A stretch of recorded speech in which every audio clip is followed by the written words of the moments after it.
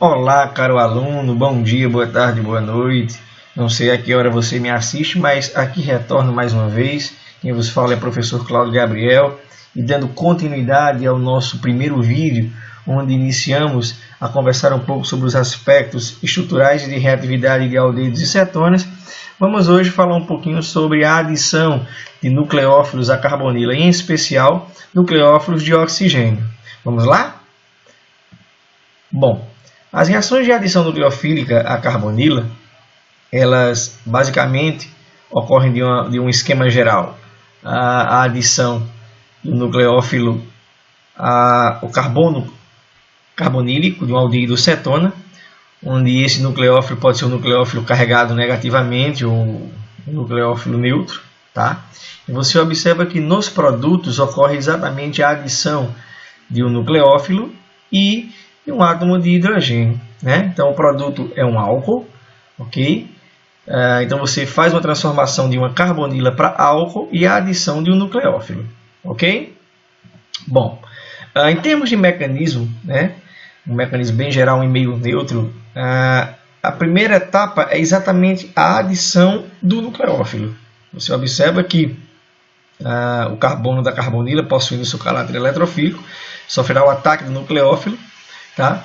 E o par de elétron π aqui ele é recebido pelo oxigênio. Observa que o oxigênio aqui está com dois pares, ele recebe o terceiro par de elétron aqui, ó, adquirindo uma carga formal negativa.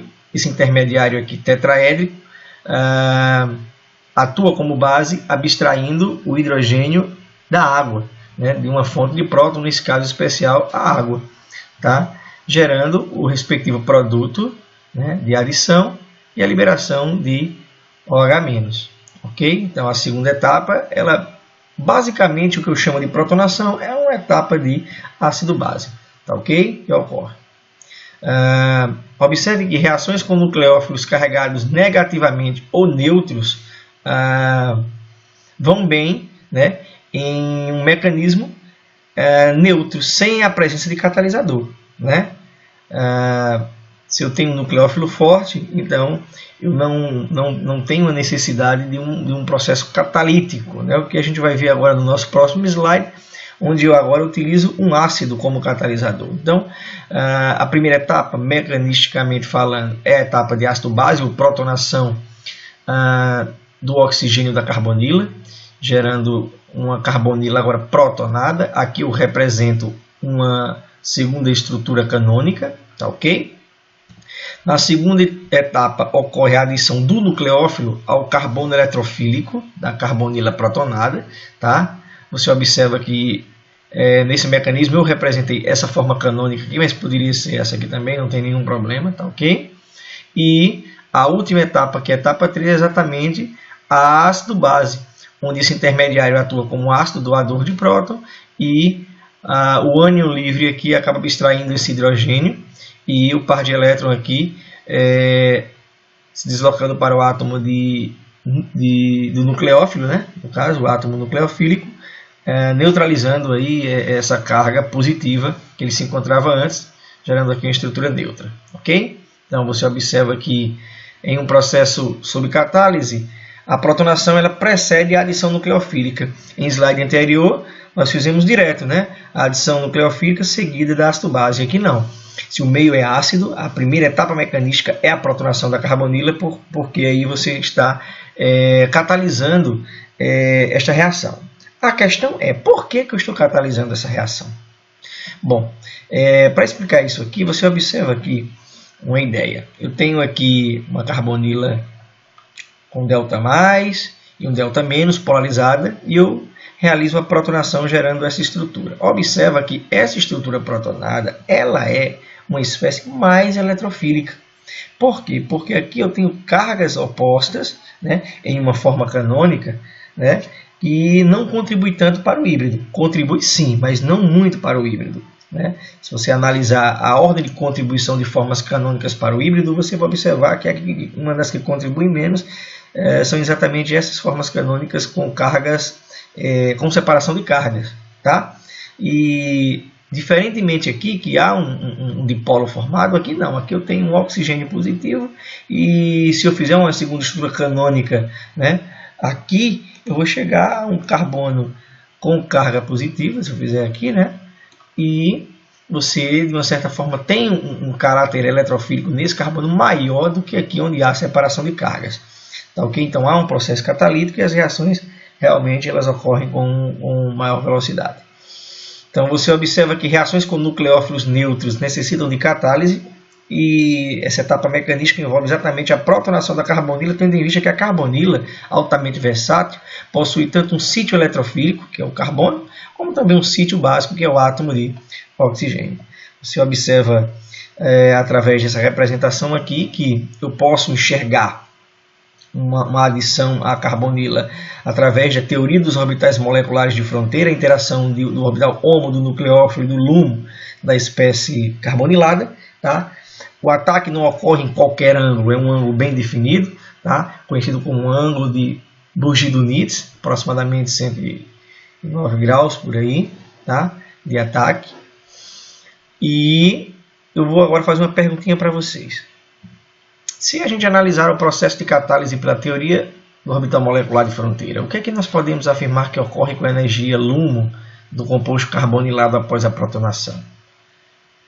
Cabe aqui lembrar que quando eu analiso o processo catalítico pela teoria dos orbitais moleculares de fronteira, eu tenho que observar que há uma interação entre o orbital HOMO do nucleófilo e LUMO do eletrófilo. E que quanto menor a energia HOMO, quanto menor a energia, esse gap de energia entre o HOMO e o LUMO, né, mais reativo é o processo. Mas especificamente, o que é que essa protonação da carbonila faz? Ela faz exatamente com que a energia do LUMO diminua, diminuindo o gap de energia entre os orbitais de fronteira, tornando o processo mais reativo. Não é verdade? Então, cabe lembrar que, pela teoria dos orbitais moleculares de fronteira, há uma interação entre o HOMO do nucleófilo e o LUMO do eletrófilo, e que quanto menor o gap de energia, mais reativo é o processo. No caso, como nós protonamos a espécie carbonilada, nós protonamos a espécie que atua como eletrófilo. Então, nós teremos que olhar para a energia do orbital LUMO. Ok? Vamos lá. Dando sequência, falar um pouquinho aqui do nucleófilo. Bom, nucleófilo, por definição, uma espécie rica em elétrons, que tem elétrons para doar. Né? A questão aqui é o seguinte: quais nucleófilos adicionam-se à carbonila? Será que cloreto, brometo e iodeto são bons nucleófilos para reações de adição à carbonila? Aqui está a resposta. Se observarmos o nucleófilo, aqui, o cloreto atacando a carbonila, gerando aqui um intermediário, observa que há a geração de uma base forte, né? Um oxigênio com carga negativa, um alcóxido, uma base forte. E aí o equilíbrio vai sempre tender a deslocar para as espécies mais estáveis, no caso, base fraca. Então, observa que neste caso, o equilíbrio está favorecendo a base mais fraca, que se encontra onde? Nos reagentes. Então, cloreto, brometo e iodeto não são bons nucleófilos para adição à carbonila. Ah, Cláudio, tudo bem, mas água, hidróxido, aminas, isso sim, não tem problema. Esses nucleófilos realmente podem atacar o carbono de uma carbonila aldeídica ou de uma cetona. Tá? Mas cloreto, brometo e iodeto, não. Ok? Porque termodinamicamente não é favorável à geração deste produto, sendo uma base muito forte. Tá? É preferível que o equilíbrio ele prefere favorecer exatamente as espécies mais estáveis, no caso a base mais fraca. Bom, vamos começar com a nossa primeira reação, tá? Reação de adição de água, a hidratação. E aqui, de uma forma geral, a adição de água, né? Essa reação pode ser catalisada por ácido ou por base, tá? E há a produção de um diol geminal, conhecido como hidrato. Se observa nesse esquema geral em vermelhinho, não é por acaso, a adição exatamente de água ao composto carbonilado. Bom, esta reação ela conduz hidratos em bons rendimentos somente com aldeídos tipo formaldeído, não volumosos, e com aldeídos contendo grupos retiradores de elétrons próximos à carbonila. Bom, por que isso? Porque não volumosos evitam impedimento estérico. E grupos retiradores nas proximidades da carbonila fazem com que ela se torne mais eletrofílica, mais instável. Se ela é mais instável, o produto gerado é mais estável e termodinamicamente esse equilíbrio desloca-se no sentido do os produtos, ok? Então, dou aqui dois exemplos muito bons, a reação com formaldeído gerando um hidrato e uma reação aqui onde na proximidade da carbonila encontra 3 átomos de flúor que por efeito indutivo podem realmente tornar essa carbonila mais instável. Tá? Se torna mais instável, então o produto é mais estável, termodinamicamente essa reação conduz a produtos. Tá? Professor, você está falando em equilíbrio? Pois é, então se eu estou falando de equilíbrio, eu vou dar um salto aqui e vamos dar uma visão termodinâmica dessa reação. Você observa aqui 3 substratos, formaldeído, acetaldeído e acetona. No formaldeído há uma produção de 99,9%, né? 99,9% de hidrato. Então, equilíbrio aqui que praticamente favorece produtos. Aqui já cai um pouquinho e aqui praticamente conduz a reagente. Bom, por que isso? Bom, com certeza porque aqui nesse primeiro caso o produto é mais estável do que os reagentes. Aqui, nesse outro extremo, o produto ele não é tão estável quanto o reagente. O reagente é mais estável. E de onde vem essa estabilidade? Bom, você observa que toda carbonila ela possui aí exatamente essa característica dipolar, delta menos, delta mais. Né? Qual é a diferença do formaldeído para o acetaldeído? Exatamente a adição de um grupo CH3. Então, aumentou o volume. Se aumentou um pouco o volume, há a problemática estérica envolvida, tá bom? É tanto que quando eu aumento aqui para acetona, né, 2 grupos metila, o equilíbrio aí é que se desloca no sentido dos reagentes, tá? Mas um fator que também contribui para essa estabilidade da carbonila é exatamente o efeito de hiperconjugação, né? Então, metilas na vizinhança promovem a doação de elétrons por efeito de hiperconjugação. E essa doação de elétrons à carbonila torna ela mais estável.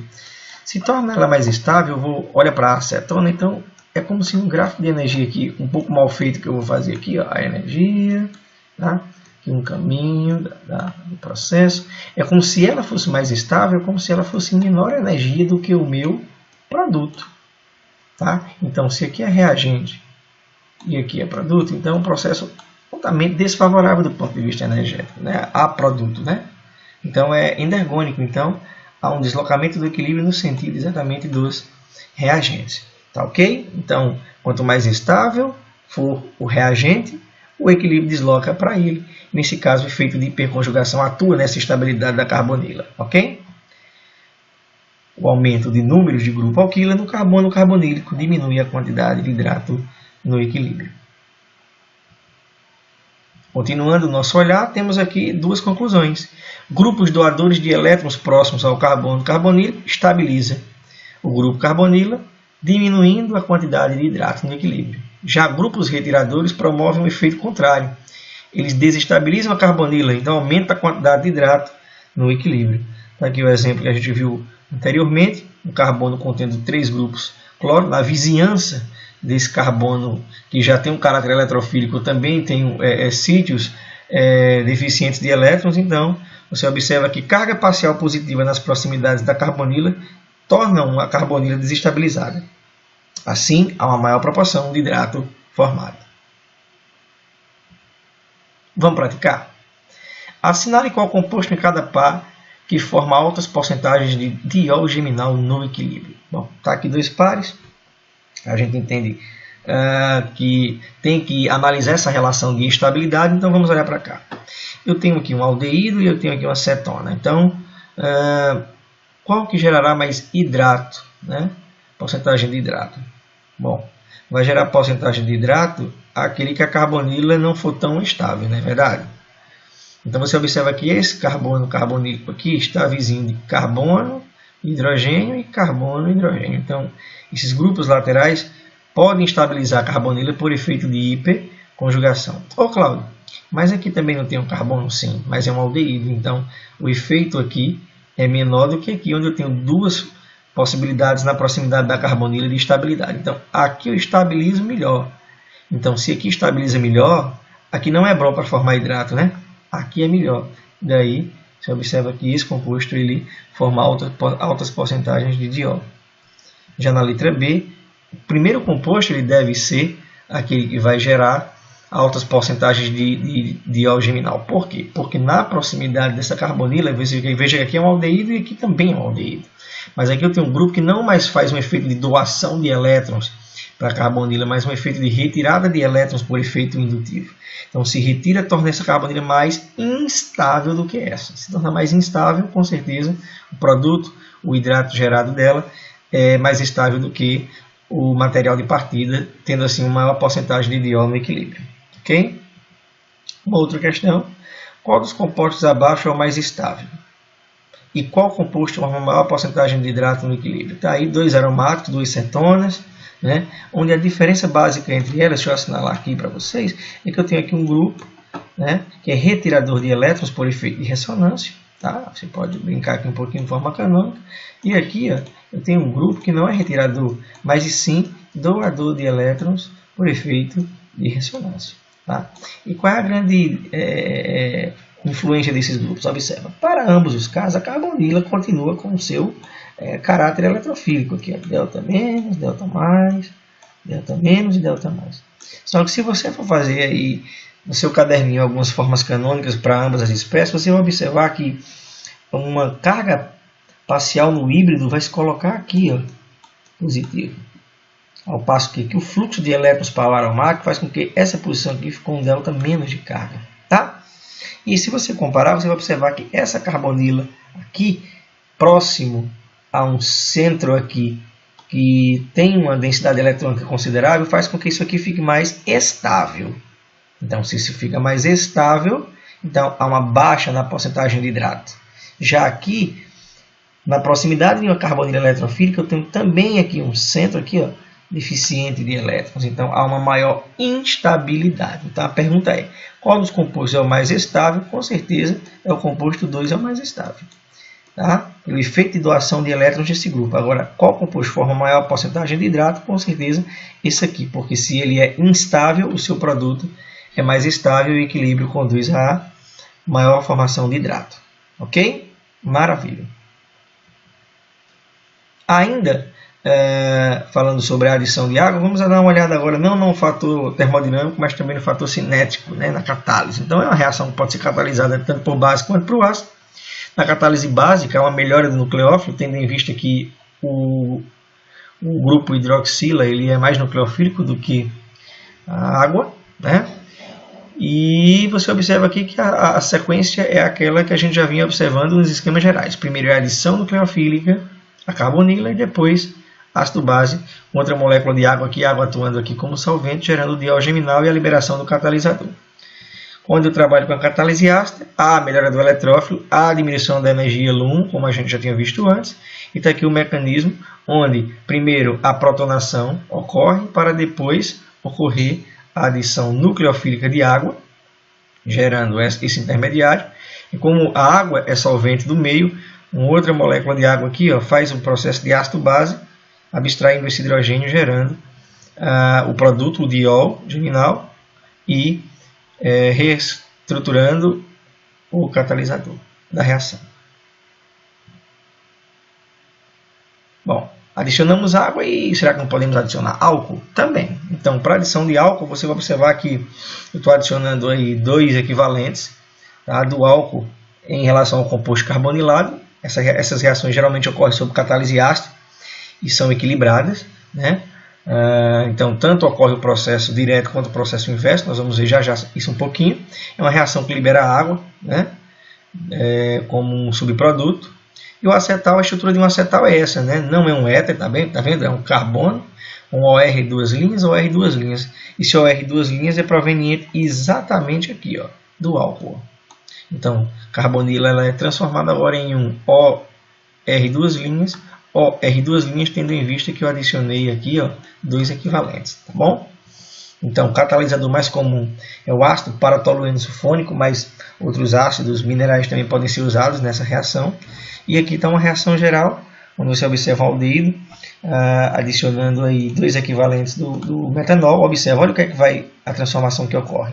OCH3 aqui, ó, vai ser adicionado aqui e aqui. E esse carbono aqui é exatamente o carbono da carbonila. Tá ok? Então, a transformação que ocorre gerando 2 novas ligações sigmas e a liberação de água. Tá ok?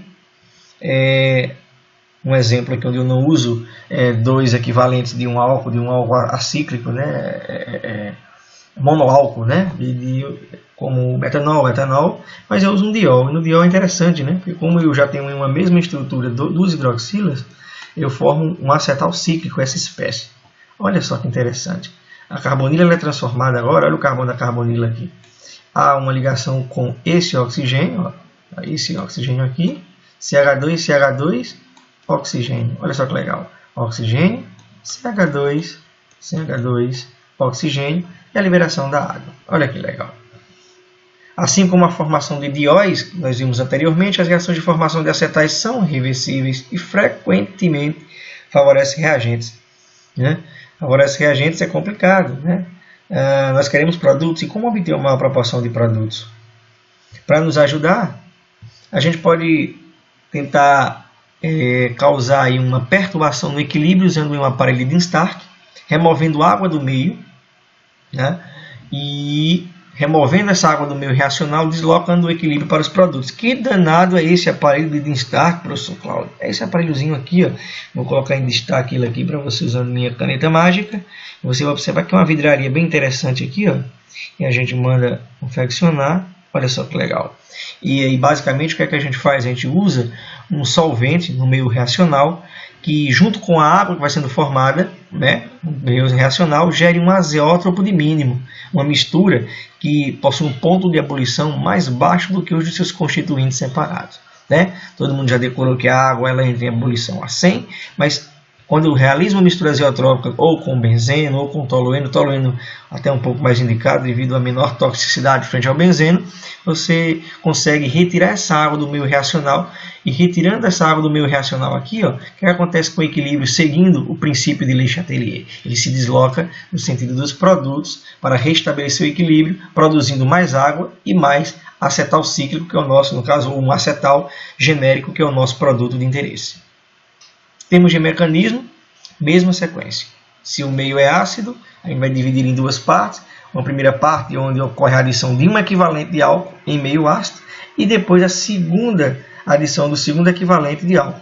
Observa que na primeira etapa é formada uma espécie chamada M-acetal e na segunda é formada um acetal. Bom, o que seria esse M-acetal? Seria o composto intermediário aqui, onde eu tenho o OR adicionado um equivalente, mas aqui que a presença de uma hidroxila, tá?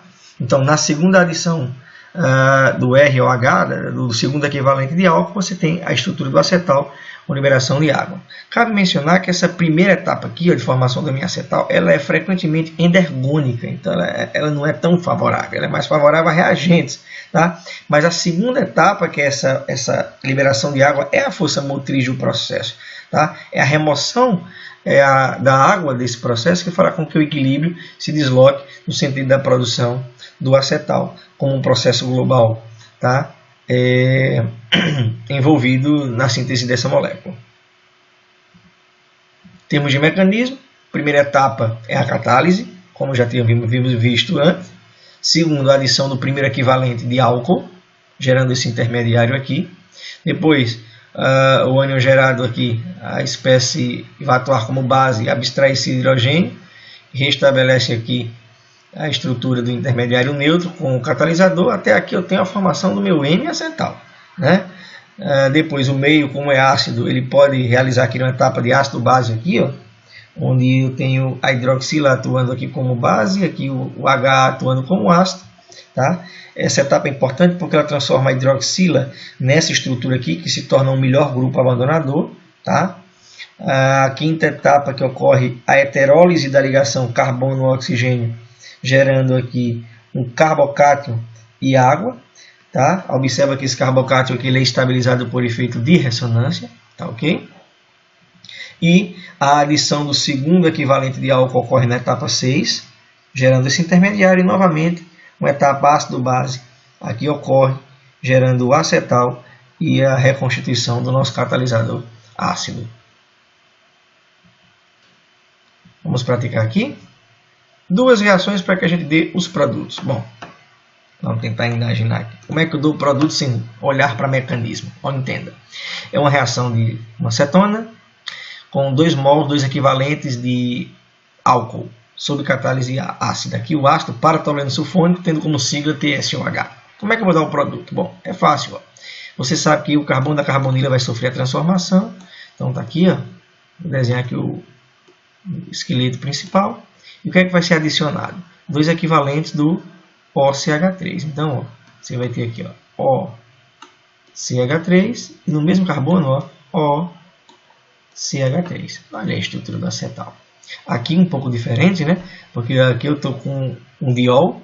Então, no diol, como é que eu vou fazer essa representação do produto? Desenhar o carbono da carbonila está aqui, ó. Então, vou desenhar a cadeia normal. E aqui eu vou transformar. Como é que eu vou adicionar esse álcool? Ó? É oxigênio, CH2, CH2, oxigênio. Então, vamos lá, ó. Obedecer. Oxigênio, CH2, CH2, oxigênio.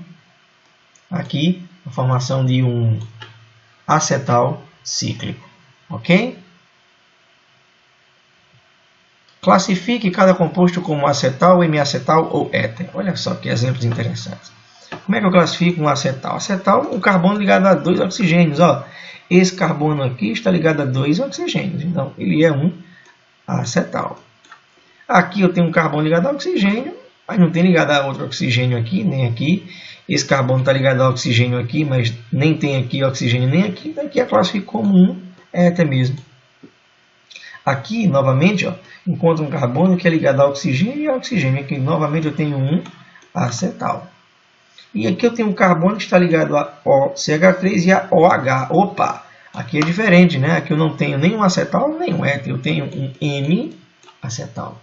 Ok? Então, localiza o carbono e observa. Se há uma ligação com 2 oxigênios, acetal. Com um oxigênio de hidroxila e outro de alcóxido, então, M-acetal. Se não ocorre nenhum dessas duas opções, fica com o éter mesmo. Tá? Bom, como a reação é equilibrada, a reação inversa da formação de acetal é a hidrólise. Então, você observa que se eu tiver um acetal com excesso de água e meio ácido, ocorre a reconstituição dos seus constituintes carbonílicos, tá aqui, e os 2 equivalentes do álcool. Tá bom? Tá aqui um exemplo. A gente tinha visto de lá para cá e vamos ver agora daqui para lá. Né? Ó, se eu tenho um acetal em água, excesso de água e catálise ácida, eu promovo a reconstituição da minha carbonila e do meu diol. Ah, Cláudio, tá. Aí o mecanismo deve ser muito complicado, né? Bom, eu acho que não. Tá? Olha só, eu tenho aqui um exemplo de um acetal em água, catálise de ácido sulfúrico, gerando o correspondente composto carbonilado e os 2 mols de álcool. Como é que eu proponho um mecanismo para cá? Você observa que é a mesma coisa que fizemos anteriormente, só que a gente vai obedecer aqui um princípio chamado princípio da reversibilidade microscópica.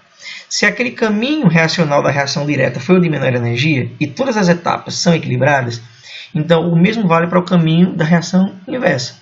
Aquele caminho é o de menor energia, então ele vai seguir a mesma ideia, tá? Só que escrevendo agora no sentido inverso. Então, primeiro, aqui para essa reação ocorre a protonação, um ácido-base aqui, a liberação de um mol do álcool, o primeiro mol do álcool já sai aqui, o primeiro equivalente, gerando um carbocátion, a adição de água, depois uma base conjugada abstrai aqui o hidrogênio ácido, gerando o M-acetal, lembra? Depois, a protonação do outro oxigênio para ocorrer a segunda liberação do segundo equivalente de álcool, está aqui, ó, gerando essa espécie. Essa espécie aqui vai reagir do tipo ácido-base com HSO4- para reconstruir o catalisador e formar a dupla novamente aqui, gerando o composto carbonílico e o ácido sulfúrico. Tá? Observa que isso é a mesma coisa. Se eu pensar daqui para lá, olha só que interessante. Ácido sulfúrico em carbonila protona. Depois da protonação, adição do álcool. Né? Então está aqui, ó. Depois da adição do álcool, vai ter um ácido base para poder gerar o M-acetal. O M-acetal em meio ácido vai sofrer uma protonação, melhora o grupo abandonador, tá vendo? Sai a heterólise e gera um carbocátion. Tá vendo? Então, o carbocátion está aqui, o segundo mol do álcool ataca, gerando essa espécie, e depois ocorre exatamente ácido base para gerar o acetal e a água formada no meio. Tá vendo que é só um processo inverso? Tá? Então, olha esse slide com muita calma, você vai ver que É bem mais fácil do que pode parecer complicado, tá bom? É bem mais fácil. Vamos praticar aqui rapidinho. Dá os produtos de cada reação. Olha só que legal. Agora eu tenho vários acetais em água, em catalise ácida. Quais seriam os produtos? Olha, eu tenho que voltar aos meus compostos carbonílicos e os álcools. Então, olha só. Quem é o álcool que adicionou aqui? Ó? O álcool que adicionou é esse aqui, ó, derivado disso aqui, ó, né, os álcools. Então, com certeza, saiu aí dois equivalentes de quê? CH3, OH. Foi o álcool que foi adicionado ali. Tá bom? Desculpe minha letra tremida, tá? É meio complicado esse meu mouse aqui. Observa aqui mais o que? O composto carbonilado. Então, ele é exatamente isso aqui, dupla O. Olha aí que legal. Aqui, novamente, eu tenho o carbono da carbonila aqui, ó. Então, ó, é isso aqui, carbonila, e o álcool aqui é quem? Ó, o álcool aqui é todo esse pedacinho aqui, ó. É aquele diol que a gente vinha trabalhando. Então, tá aqui novamente, OH, OH. Legal? E nesse caso aqui, de novo, ó, carbono está aqui. Então, esse é o carbono da carbonila. Então, vai ser uma coisa do tipo assim, ó. Tá aqui, vou desenhar assim para que vocês não estranhem muito. Esse é o carbono da carbonila. E tudo que restou ali vem de um álcool. Então, ó, OH, aqui, OH, e o anelzinho aqui de 6 membros. Tá vendo que legal? Então, olha só. Diol mais acetona. Tá ok? Bom, uma aplicação dessa ideia de acetais é exatamente com a aplicação como grupos de proteção. Vamos dizer que nós estamos diante de um problema. Dois grupos funcionais passíveis de redução. Eu desejo fazer uma redução, só que o grande problema é o seguinte. A reação que eu desejo é uma redução da carbonila do éster a álcool.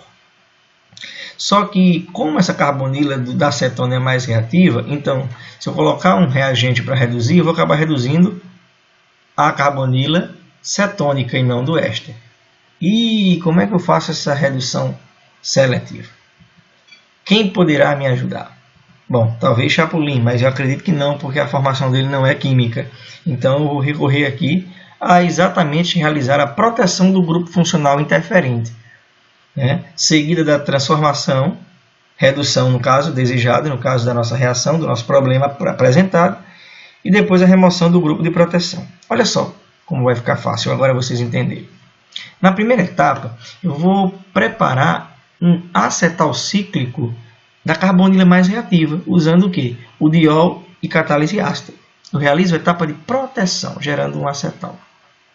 Depois eu promovo a redução com hidreto de lítio e alumínio, tá? Da carbonila do éster, álcool. E só depois eu realizo a etapa de desproteção, né? A hidrólise, né? Desse acetal com água e meio ácido, gerando o nosso produto desejado e a liberação do diol. Olha que legal. Então fizemos uma proteção, a transformação desejada e a desproteção. Cabe ressaltar que acetais são bons grupos de proteção para aldeídos e cetonas. Ele é fácil de adicionar e remover e é estável em uma ampla variedade de condições reacionais. Não adianta, caro aluno, você usar um grupo de proteção que ele é fácil até de adicionar, mas ele é difícil de remover, né? Então isso causa transtornos ao teu processo sintético. Então, geralmente um grupo de proteção tem essas características, fácil de adicionar e de remover, estável em uma ampla variedade de condições, né? Então, os acetais são bons grupos para aldeídos e cetonas. Bom, eu tenho aqui a estrutura que eu já apresentei de um M-acetal para vocês, né? Carbono ligado aqui a OH e OR. Mas esse M-acetal também pode ser cíclico, olha que legal. Ele pode ser cíclico, e aqui eu apresento dois deles, né? Um anel de 5 e um anel de 6. Tá? Observa que a presença de M-acetais cíclicos, elas são mais estáveis do que de M-acetais acíclicos, né? Eu falei que a etapa de formação de um M-acetal acíclico é endergônica, então a força motriz é a liberação de água. Então, geralmente, os M-acetais acíclicos não são tão estáveis, mas os cíclicos são. Então, você observa aqui que eu tenho um hidroxaldeído e aqui eu tenho uma porcentagem de 94% do M-acetal cíclico no equilíbrio. E aqui, hidroxaldeído aqui, 11%, 89% do seu M-acetal respectivo com anel de 5. Então isso é interessante, né? Entropicamente é mais favorável, não tem tanta tensão, tá? Então há uma existência maior desses M-acetais cíclicos na natureza, né, do ponto de vista de estabilidade. Bom, essas reações também podem ser catalisadas por ácido por base. Claro, se eu colocar um mecanismo, uma reação para dar um mecanismo aqui, olha como é fácil. Você já entende que em meio ácido ocorre a protonação, e depois da protonação ocorre a adição do nucleófilo, e que depois ocorre a ácido-base, né? Observa que essa reação, o que diferencia das anteriores é porque agora a reação ocorre de forma intramolecular. Então, na mesma molécula tem o meu centro eletrofílico e o meu nucleófilo, gerando aí esses anéis de 5 e de 6 membros M-acetálicos. Ok? Então, é interessante que esses M-acetais possuem centro assimétrico, possuem carbono assimétrico, aquele carbono que contém 4 grupos diferentes, e eu posso obter 2 enantiômeros, né? É interessante que, como a carbonila ela é planar, então eu posso ter um ataque do nucleófilo ou por cima ou por baixo, e daí a diferenciação, essa hidroxila ela está para frente ou está para trás, tá ok? Mas isso é interessante porque eu vou chamar agora algo que deve ser da realidade de muitos de nós quando estudamos biologia, bioquímica, né? Por exemplo, quando eu vou lá na bioquímica, se fala em carboidratos. E é interessante porque, olha só, que legal. Na estrutura de um carboidrato aberto, possui uma hidroxila em C5 e a carbonila aqui em C1. Então, a proximidade faz com que essa hidroxila ataque nucleofilicamente esse carbono, gerando exatamente 2 estereoisômeros. Olha que legal, um com hidroxila na equatorial e um com hidroxila na axial. É um exemplo da beta e da alfa-glicose. Então, a beta e a alfa-glicose, na sua forma aí piranosídica, é exatamente oriunda de uma reação de ataque nucleofílico da hidroxila em C5 a carbonila em C1. Olha que legal. Estáveis, porque a gente já tinha visto antes que os M-acetais cíclicos eles são mais estáveis. Tá ok? Bom, e se eu quiser converter um M-acetal em acetal? Basta que eu utilize um equivalente do álcool e promova aí a transformação com liberação de água, como já tínhamos visto anteriormente para sistemas abertos, alifáticos, né? Então, observa. Primeira etapa de mecanismo ácido-base, saída da água, né? A água é liberada aí, ó, a formação aqui de um bom grupo abandonador, liberação de um carbocátion, tá? Observa que esse carbocátion ele é estabilizado por efeito de ressonância, há deslocamento aqui, né? Das cargas. Posteriormente, ao ataque do segundo equivalente do metanol ao carbono carbocatiônico. E a quarta etapa, mais uma etapa de ácido-base, né? Olha que legal. Vamos praticar? Dê os produtos de cada reação abaixo. Olha só que legal. Como é que eu dou os produtos dessa reação aqui? Ó, como é um M-acetal cíclico e reage com um equivalente do álcool, eu só olho para essa proporção aqui, ó. Então, o produto vai ser exatamente o quê? É isso aqui, ó. Oxigênio. Aqui. O. E aí incorporo todo esse grupo aqui, ó. CH2 e CH3. Aqui, ó, eu tenho álcool, 3 hidroxilas. Mas qual é a que reage? É exatamente a do M-acetal, ó. Então, é essa daqui, ó. Então, eu desenho a mesma estrutura. Ó. Ok, maravilha, desculpa o desenho, tá, pessoal? Vamos lá. E aqui, ó, O, CH2 e CH3. Pronto, olha aí como é tranquilo a formação. Mais água, né? Geralmente vai formar água aqui, mais água aqui, mas o produto principal é exatamente o acetal. Olha aí, de novo, que é um acetal, pessoal. Olha só que legal. O carbono está ligado a oxigênio e oxigênio, tá vendo? O carbono está ligado aqui a oxigênio, oxigênio. Legal? Marque os grupos acetais presentes na molécula da digoxina. Olha que legal. Digoxina é uma molécula muito interessante, utilizada para o tratamento de problemas cardíacos, né? É um glicosídeo cardiotônico, muito interessante. A gente observa que onde é que estão as porções diacetais aqui. Nossa, Que difícil. Não, não, olha só. Oxigênio e hidroxila, que é alcoólica. Alcoólica, aqui tem um oxigênio, carbono, oxigênio. Opa, oxigênio, carbono, oxigênio, acetal. Aqui tem oxigênio, carbono, oxigênio. Opa, aqui acetal. Aqui oxigênio, carbono, oxigênio, outra porção de acetal. Mais alguma? Não. Acho que não tem não, tá? Então, 3 porções de digoxina bem interessantes aí.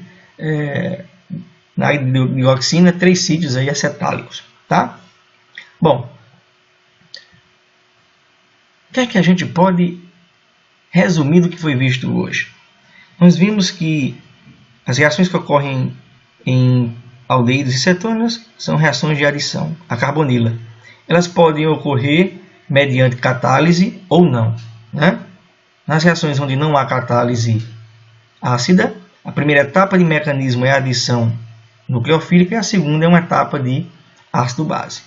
Quando o meio está ácido, né, ácido catalítico, a primeira etapa é a protonação. Vimos reações de formação de hidrato e reação de formações de acetais. Lembrando que a reação de acetais ela passa primeiro mecanisticamente pela formação de um intermediário chamado M-acetal. Esses M-acetais que podem ser cíclicos e esses acetais que também podem ser cíclicos, mas seguem a mesma lógica de mecanismo. Se é catalisada por ácido, a carbonila é protonada, a adição nucleofílica ocorre e algumas etapas de ácido-base sempre permeiam estes mecanismos. Tá ok? Fizemos alguns exercícios, demos alguns produtos e falamos um pouco do equilíbrio, né? Onde essas reações que geralmente geram água no produto, quando há remoção, usando aí um aparelho de Stark ou outro meio, a gente consegue realmente deslocar esse equilíbrio no sentido dos produtos, favorecendo os produtos. E falamos um pouquinho dessa analogia entre os M-acetais cíclicos e a química de carboidratos, mostrando um pouco da importância dessas espécies químicas para a química biológica. Agradeço a cada um de vocês pela presença e pela atenção. E no nosso último vídeo, que você não vai deixar de assistir, nós iremos encerrar o nosso capítulo de aldeídos e cetonas, falando um pouquinho sobre as reações que ocorrem com nucleófilos de nitrogênio, com nucleófilos de carbono e também as reações de redução. Tá ok? Um forte abraço a vocês e até a próxima, se Deus quiser.